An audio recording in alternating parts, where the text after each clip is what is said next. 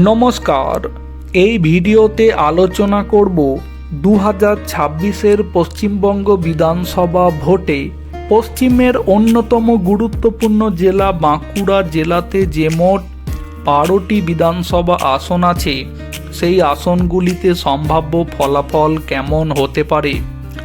সালতোড়া এই আসন থেকে জিততে পারে ভারতীয় জনতা পার্টি।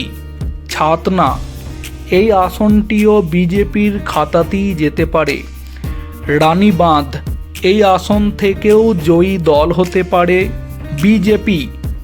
রায়পুর এই আসন থেকে জয়ী দল হতে পারে তৃণমূল। তালডাংরা এই কেন্দ্রটি বিজেপির খাতায় যেতে পারে।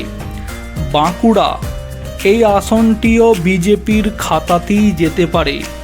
বড়জোড়া এই কেন্দ্র থেকে জয়ী দল হতে পারে ভারতীয় জনতা পার্টি। ওন্দা এই আসনটিও বিজেপি জিততে পারে। বিষ্ণুপুর এই আসনটিও বিজেপির খাতায় যেতে পারে। কোতলপুর এই কেন্দ্র থেকেও জয়ী দল হতে পারে বিজেপি। ইন্দাস এই আসনটিও বিজেপির খাতাতেই যেতে পারে। সর্বশেষ সোনামুখী এই আসনটি থেকেও জয়ী দল হতে পারে বিজেপি। অতএব বাঁকুড়া জেলাতে দেখা যাচ্ছে তৃণমূল 1টি আসন পেতে পারে, অন্যদিকে বিজেপি 11টি আসনে জয়ী হতে পারে।